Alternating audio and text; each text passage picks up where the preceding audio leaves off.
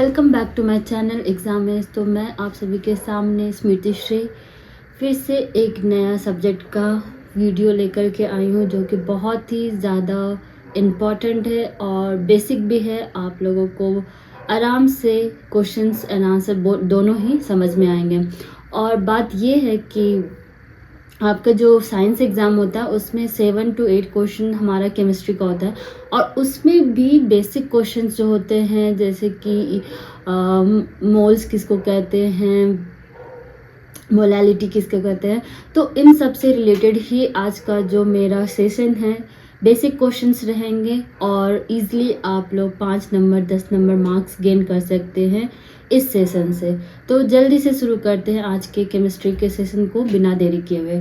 तो आप लोग स्क्रीन पर देखिए कि फर्स्ट नंबर क्वेश्चन जो है वो क्या है, which of the following is considered as the basic unit of matter. सबसे पहले बात, बेसिक यूनिट किसको कहते हैं? सबसे छोटी इकाई।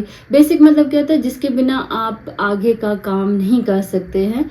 जैसे कि हम लोगों को घर बनाना है, तो इसका सबसे बेसिक चीज़ क्या है? ईंट होना चाहिए, ईटा, brick. Okay, then only you can proceed. आप लोग घर बना सकते हैं एक ईटा 2 ईटा जोड़ करके। तो केमिस्ट्री का भी जो पूरा केमिस्ट्री बना है, मॉलिक्यूल्स हम लोग देखते हैं, कंपाउंड देखते हैं, तो ये सब किससे बना हुआ है? वो हमारा बेसिक यूनिट कहलाता है। तो वो कौन सा है? हमारा एटम है।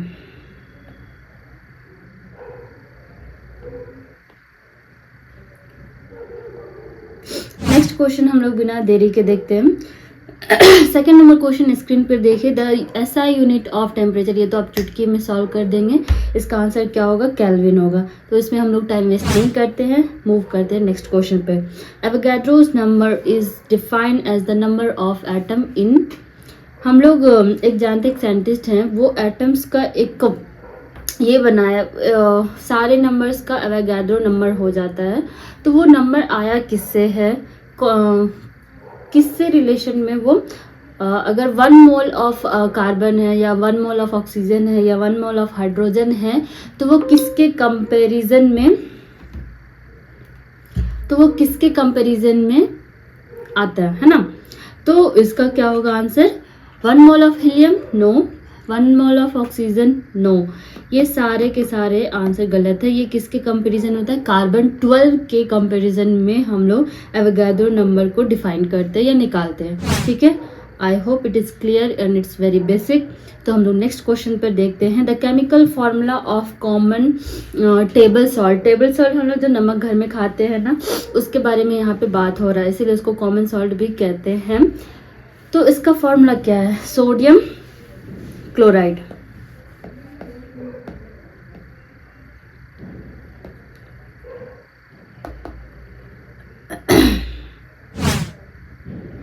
नेक्स्ट क्वेश्चन को हम लोग देखते हैं।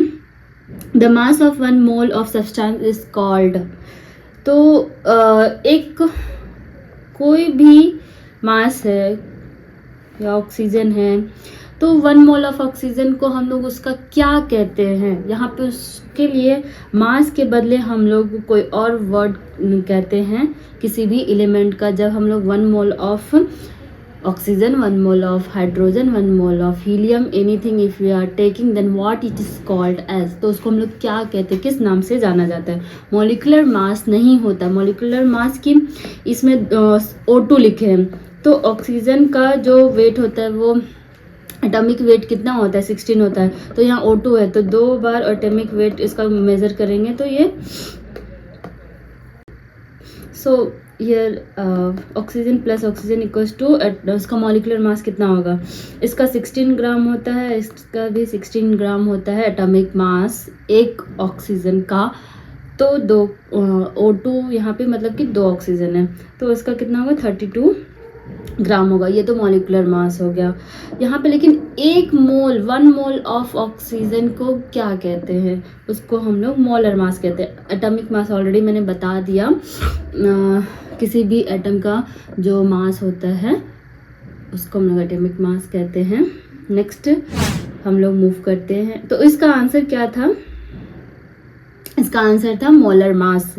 अगर पूछा जाएगा कि mass of 1 mole of oxygen, what it is called, या find the molar mass of oxygen, तो आपको क्या निकालना है, 1 मोल ऑफ ऑक्सीजन के कंपेरिजन में उसका मास क्या है, उसको हम लोग मोलर मास कहते हैं।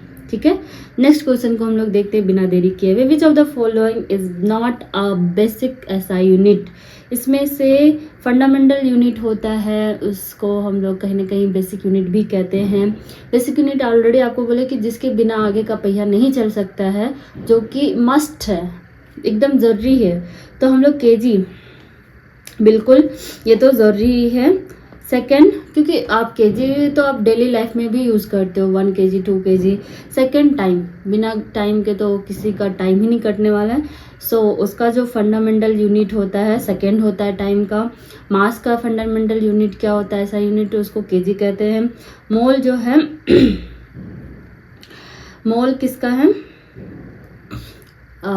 अभी मैंने मोलर मास का है ना, नंबर ऑफ मॉलिक्यूल्स को हम लोग मोल से मेज़र करते हैं। यूनिट उसका होता है mole. Number of molecule, number of substance को हम लोग मोल से, उसका ऐसा यूनिट पूछा जाएगा क्या होता है, तो मोल होता है। बट यहाँ पे जो लीटर है, ये जो है ऐसा यूनिट के अंदर, हमारा बेसिक ऐसा यूनिट के अंदर नहीं आता है।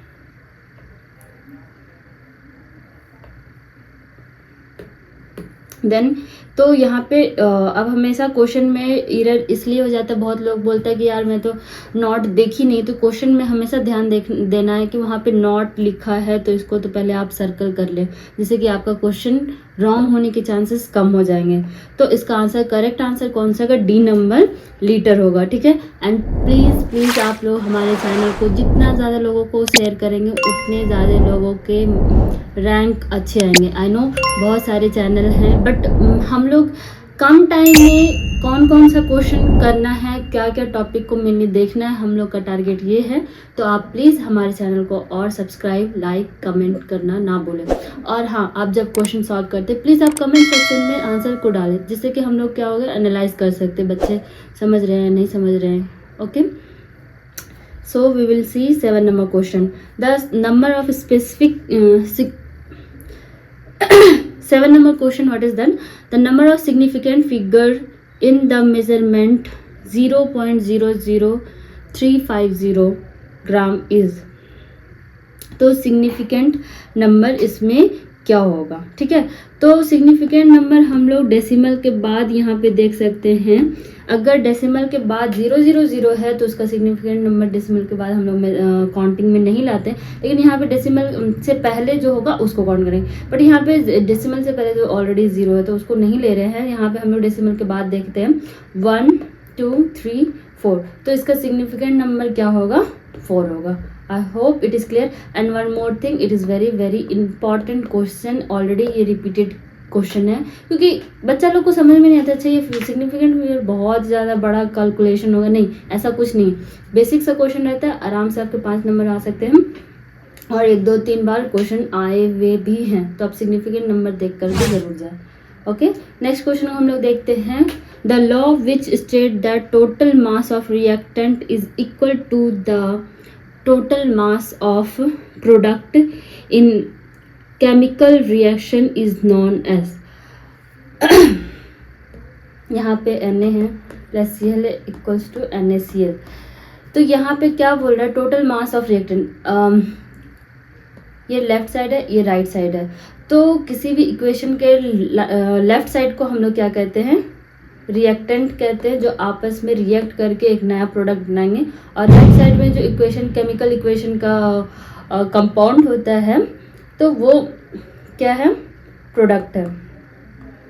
तो यहाँ पे क्या बोला जा रहा है, total mass of reactant is equal to total mass of product. ठीक है, NaCl का जितना मास होगा, ठीक है, मान लीजिए 18 ग्राम है, तो रिएक्शन होने के बाद भी जो फाइनल मास आएगा प्रोडक्ट का, वो भी 18 ग्राम होना चाहिए। तो ये कौन से लॉ के अंदर आता है, law of definite proportion. Definite proportion कितना अमाउंट में कितना कौन सा एलिमेंट आ रहा है, that is another thing.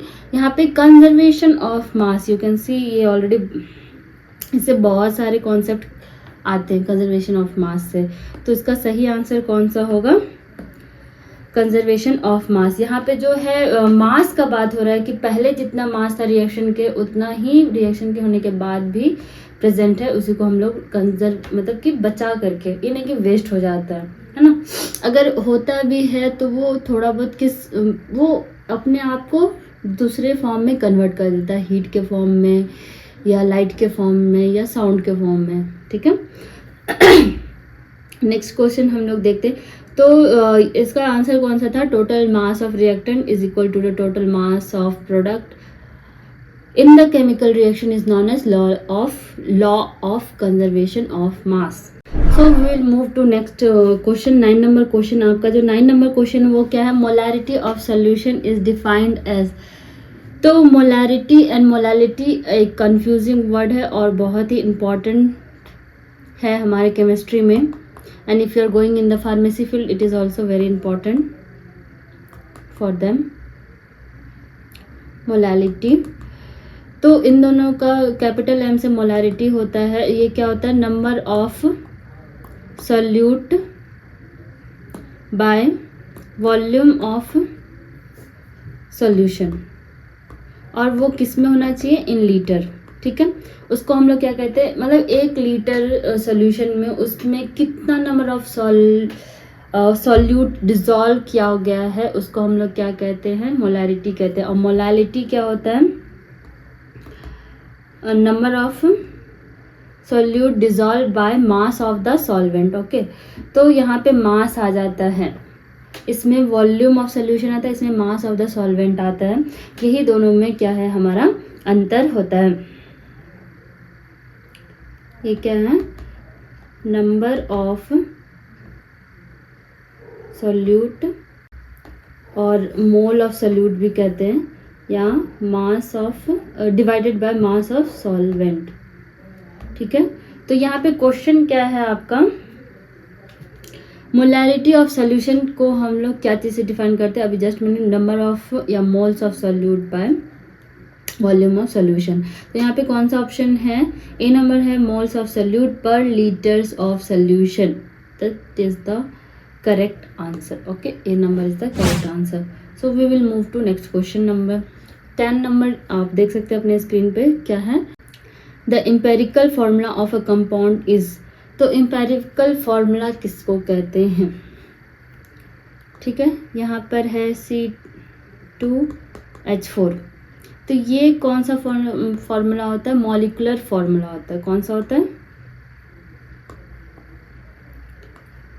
Formula किसी कंपोजिशन में कितना अमाउंट में कार्बन और हाइड्रोजन प्रेजेंट। लेकिन इसको हम लोग इसका सिंपल रेशियो निकाल करके होल कंपाउंड का, simple ratio of whole compound, इसको हम लोग क्या कहते हैं? एम्पिरिकल फॉर्मूला कहते हैं। तो simplest whole number of atom in the compound, ठीक है। तो इसमें से कौन सा ऑप्शन होगा? फर्स्ट है आपका simplest whole number ratio of atom in the compound. Second है actual number of atom in each element in a molecule of the compound. नहीं, एक्चुअल नंबर आपका तो मॉलिक्यूलर फॉर्मूला हो जाएगा। Molecular formula no. थर्ड है D number option है mass percentage composition in the compound. Mass percentage, कितना percentage में कौन सा एलिमेंट आपका प्रेजेंट है। तो इसका सही आंसर आपको तो अभी तक में खुद ही पता चल गया होगा, क्या होगा? Simplest whole number ratio of a compound, okay. So we will move to next question. 11 number question बहुत ही ज़्यादा इजी है। अगर आपने हमारे फिजिक्स के सेशन को देखा हो उसमें ये क्वेश्चन ऑलरेडी डिस्कस्ड है। नहीं देखें तो प्लीज़ जा करके हमारे सारे चैनल प्लेलिस्ट को खोलें और एक एक करके आप पढ़ना स्टार्ट कर दें। 11 नंबर क्वेश्चन जो है वो है ऐसा यूनिट ऑफ प्रेशर। प्रेशर का ऐसा यूनिट क्या होता है? पास्कल होता है। उसका फॉर्मूला क्या होता है? फोर्स अपॉन एरिया होता है। ये भी मतलब कि बहुत इजी है और हो सकता है आपको पूछ ले, कोई न्यूमेरिकल्स भी दे दे, ठीक है। नेक्स्ट क्वेश्चन पे हम लोग मूव करते हैं। 12 नंबर क्वेश्चन जो है which of the following is not a chemical change. Chemical change और फिजिकल चेंज आपको तो बचपन से पढ़ाया गया होगा और अच्छे से पता भी होगा क्या होता है।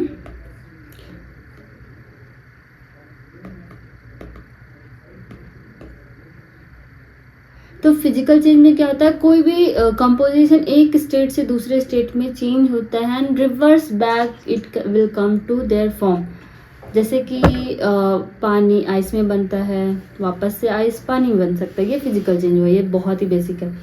बट केमिकल चेंज क्या होता है, अगर आप एक बार बेसन घोले और उसका पकोड़ा बना दिए तो वो पकोड़ा ही बनेगा, आप वापस इसको बेसन नहीं बना सकते हैं। This is the my favourite example chemical change का।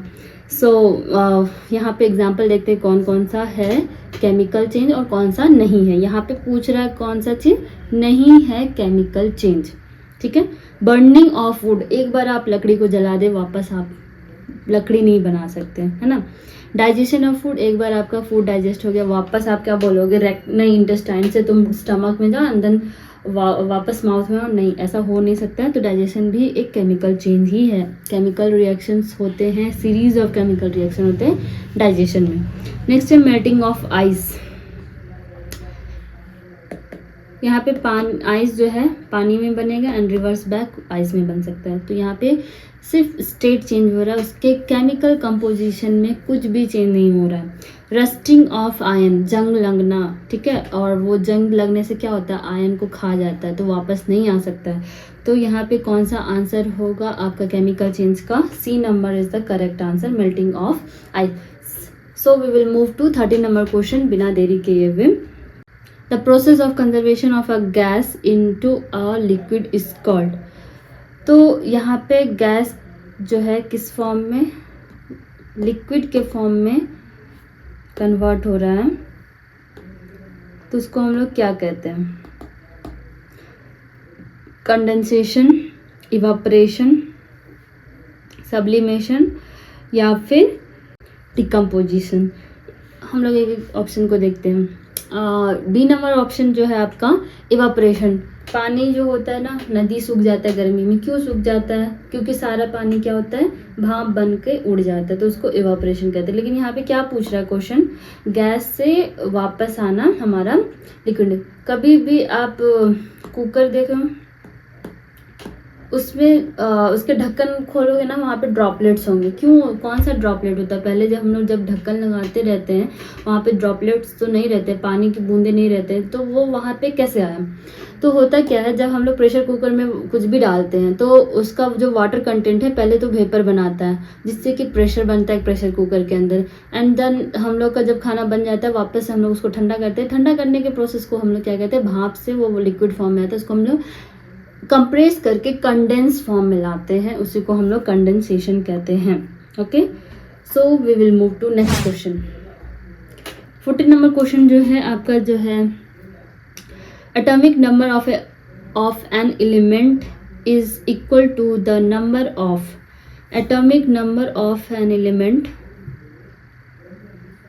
वो किसके इक्वल होता है, प्रोटॉन्स के नंबर के इक्वल होता है, न्यूट्रॉन्स के नंबर ऑफ इक्वल होता है, या प्रोटॉन प्लस न्यूट्रॉन। तो इसमें से आपका सही आंसर कौन सा होगा। तो इलेक्ट्रॉन्स क्या होते हैं, प्रोटॉन्स क्या होते हैं, पहले ये बताइए आप। एटम के कोर के अंदर, न्यूक्लियस के अंदर जो नेगेटिव चार्जेस प्रेजेंट रहते हैं उसको हम लोग पॉजिटिव चार्जेस रहते हैं उसको हम लोग प्रोटॉन कहते हैं।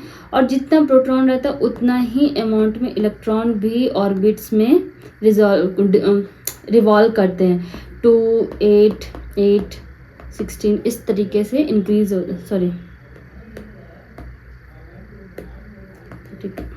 तो इस तरीके से वो इंक्रीज होता है। लेकिन हम लोग कह सकते हैं atomic number is equal to number of electron, but यहाँ पे क्या होता है ना, इलेक्ट्रॉन्स का आदत क्या है ना, एक घर से दूसरे घर कूदने का है, तो वो जो है ना स्टेबल नहीं है। उसका नंबर ऑफ एलिमेंट जो है, जब वो क्या करते हैं, कंपाउंड बनाते हैं, अपना इलेक्ट्रॉन देता है दूसरे से लेता है, इस तरीके से चलते रहता है, तो जिसके वजह से बॉन्डिंग होता है ना। तो उसको भी जानना बहुत ज़रूरी, ताकि बॉन्डिंग हो सके, नया फार्मूला बन सके, नया कंपाउंड बन सके।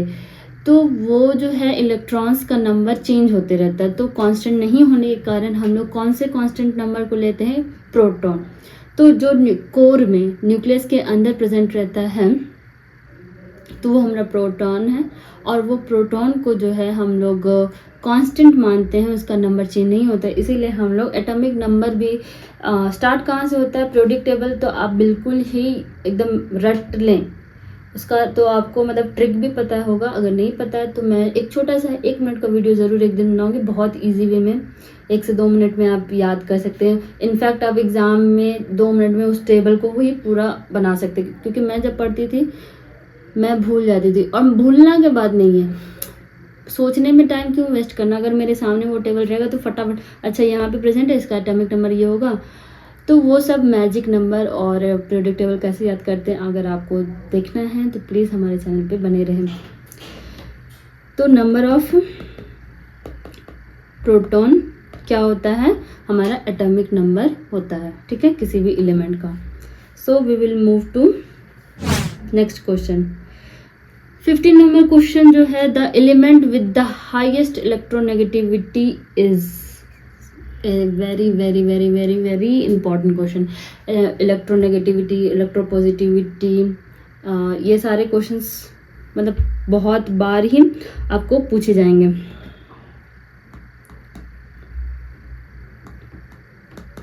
नॉफ पता होगा, 6 number position, 7 number position, 8 number atomic number. इसका एटॉमिक नंबर कार्बन का 6 है, नाइट्रोजन का 7 है, ऑक्सीजन का 8 है, और फ्लोरीन का 9 है, 10 नंबर है नियॉन।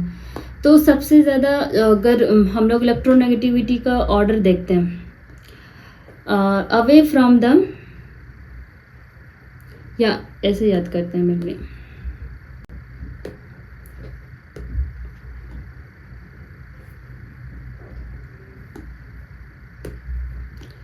across the row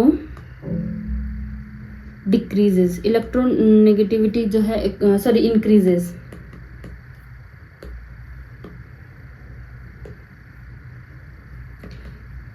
अगर हम लोग पीरियोडिक टेबल के अक्रॉस में जाएंगे, ठीक है, रोज में जाएंगे, तो जैसे जैसे नंबर ऑफ इलेक्ट्रॉन्स जिसका ज़्यादा होते जाता है वैसे वैसे वो इलेक्ट्रोनेगेटिविटी बढ़ जाता है, ठीक है। और इन लोगों के चार्जेस नेगेटिव में होते हैं, एक्सेसिव इलेक्ट्रॉन हम, that is another thing.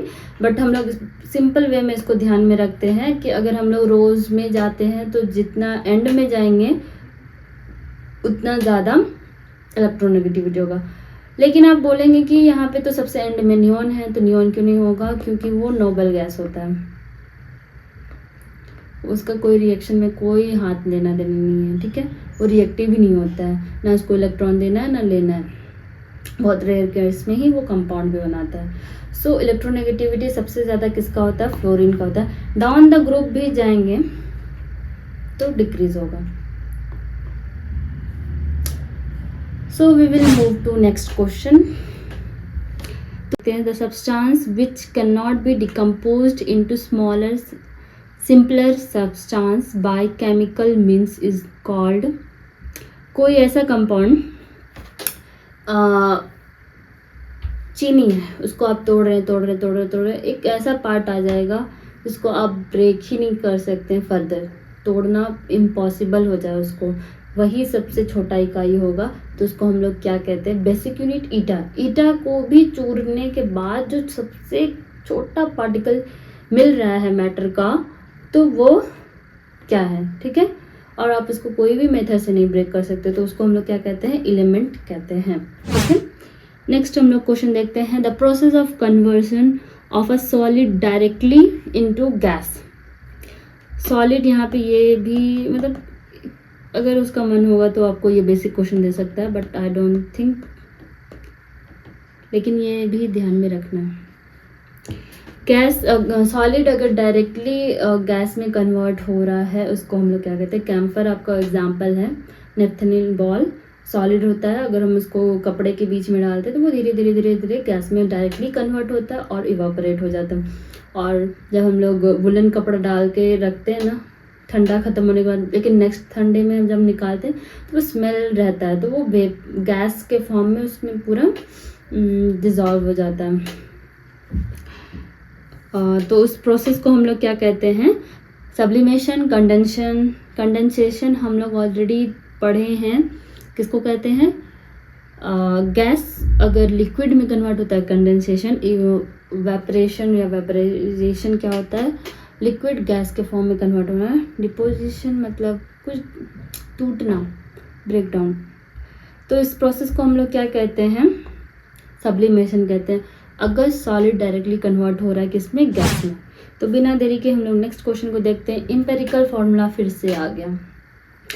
Empirical formula क्या होता है, simplest whole number ratio of atom present in any compound. तो यहाँ पे एक कंपाउंड दिया है, मॉलिकुलर फॉर्मूला दिया है C6H12O6। तो ये सारे नंबर को आप किससे डिवाइड कर सकते हैं, आई थिंक 2 से भी कर सकते हैं, 6 से भी कर सकते हैं, अगर ताकि इसका ज़्यादा से ज़्यादा अगर ये डिवाइड होगा तो सिंपल नंबर आ सकता है, सिंपल रेशियो इसका आ सकता है। तो यहाँ पे देख सकते हैं, यहाँ पे भी 6 है, यहाँ पे भी 6 है, यहाँ पे 12। तो हम लोग डिवाइड करते हैं 6 से, तो ये कार्बन कितना बचेगा आपका, 1 बचेगा।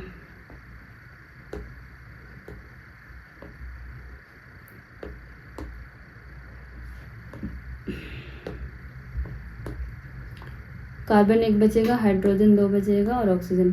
तो इसका एम्पेरिकल फॉर्मूला C6H12O6 का क्या होगा, CH2O।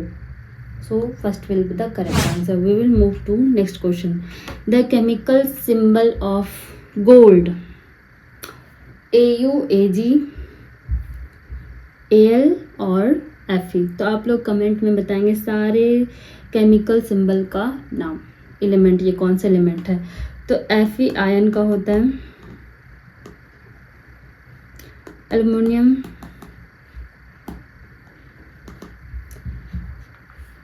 और Ag सिल्वर। सो आपका करेक्ट आंसर कौन सा है, AU। AU होता है हमारा chemical symbol of gold. Okay, we will move to next question. pH value of neutral solution is, हमारा एक pH स्केल होता है, पता होगा आप लोगों को, ये शुरू होता है 7 सॉरी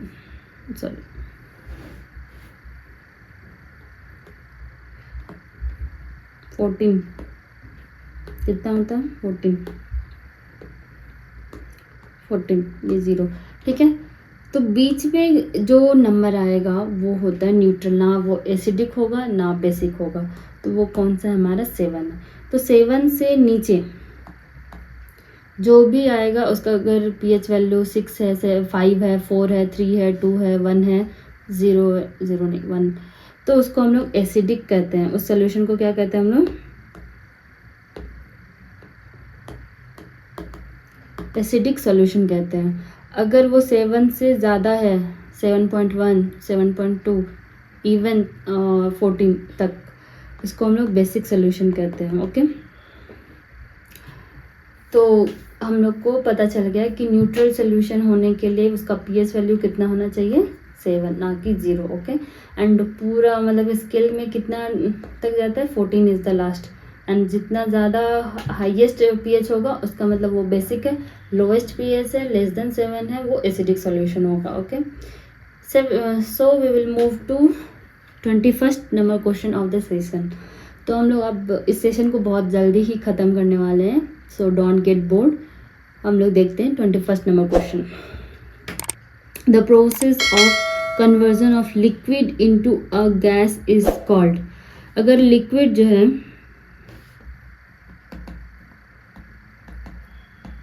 गैस में कन्वर्ट हो रहा है, उस प्रोसेस को क्या कहते हैं, इवापोरेशन, इवापोराइजेशन, कंडेंसेशन एंड सब्लिमेशन। तो इवापोरेशन क्या होता है, सन रेज की वजह से हो रहा है and large amount of area, large surface area, उसको इवापोरेशन हम लोग कहते हैं। इवापोराइजेशन डायरेक्टली अगर हम लोग कोई टेम्परेचर, पार्टिकुलर टेम्परेचर पे, मेनली डिफरेंस क्या है, इवापोरेशन के लिए बॉइलिंग पॉइंट नहीं होता है कि 100 डिग्री सेल्सियस तक जाएगा पानी तभी हम उसको भाप बनाएंगे, नहीं, ऐसा नहीं होता है। लेकिन इवापोराइजेशन में क्या होता है ना, उसमें एक पॉइंट होता है, बॉइलिंग पॉइंट होता है कि वाटर 100 डिग्री सेल्सियस पे जाएगा, देन उसमें क्या होगा, ये पहले अपना टेम्परेचर इंक्रीज करते जा रहा है, देन इसमें इसका स्टीम फॉर्मेशन होना स्टार्ट होगा। तो temperature is crucial over here, तो यहाँ पे इसका करेक्ट आंसर होगा इवापोराइजेशन। ओके, सो 22nd नंबर क्वेश्चन हम लोग देखते हैं, विच of the following is not a state of matter. तो हम लोग का मैटर किस किस फॉर्म में होता है, 4 स्टेट होते हैं, सबको पता है 3 होता है, आई नो, लेकिन अगर आप 11th-12th में आ गए होंगे तो आपको पता होगा, solid, liquid,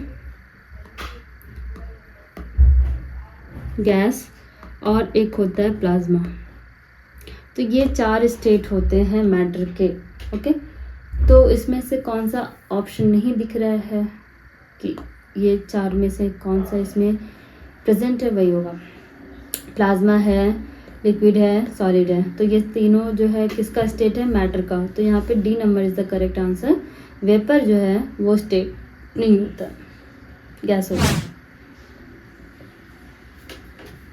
23rd number question जो है, formula mass of a compound is the sum of atomic masses. The formula mass of a compound is the sum of atomic masses. तो यहाँ पे देखते हैं कौन कौन सा। तो किसी भी कंपाउंड का जो फॉर्मूला होता है, उसका मास जो होता है वो क्या होता है, एटॉमिक मास के सम का होता है।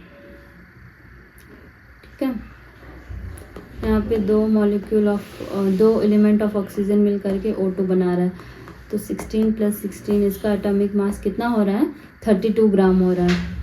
यहाँ पे यही बोल रहा है। तो यहाँ पे हम लोग क्या किए, कुछ नहीं किए, सम ऑफ एटॉमिक मासेस कर दिए। तो ऑप्शन नंबर ए क्या दिख रहा है, all atoms present in formula unit of the compound, all isotopes of a compound, all element present in the compound, नहीं, all ions present in the compound, नहीं।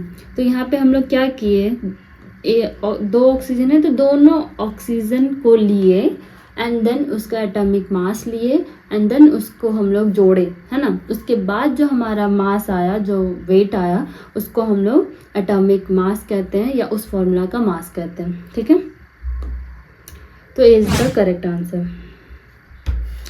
Next, ऐसा unit of energy is, energy का ऐसा unit क्या होगा, joule. ये भी आपके फिजिक्स के सेशन में ऑलरेडी डिस्कस कर दिया है। So we will move to next question.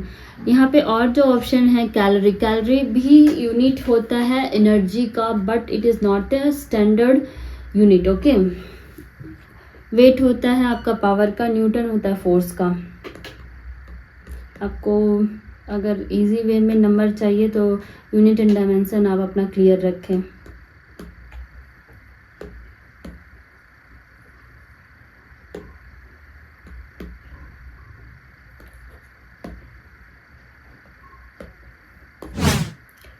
सो आज का जो लास्ट क्वेश्चन है इस सेशन का, कौन सा नंबर है, the process of conversion of gas into a liquid is an example of.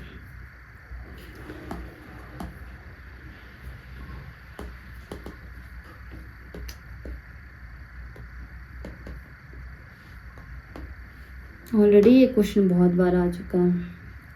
किसका होगा, अगर गैस कन्वर्ट होता है लिक्विड में तो इसको कंडेंसेशन कहते हैं। इसमें हम लोग कोई माथापच्ची नहीं करते हैं, ऑलरेडी मैंने डिस्कस कर लिया है। एंड आज का सेशन यहीं पे ख़त्म होता है। प्लीज़ आप पैरामेडिकल का सारे सेशन को देखते रहें ताकि आपका एग्ज़ाम आते आते आपका अच्छा खासा प्रिपरेशन हो जाए, और जो टॉप 100 रैंक का गारंटी लिए उसको हम लोग ज़रूर कोशिश कर रहे हैं पूरा करने का। Please like share subscribe our channel. Bye bye, see you in next video.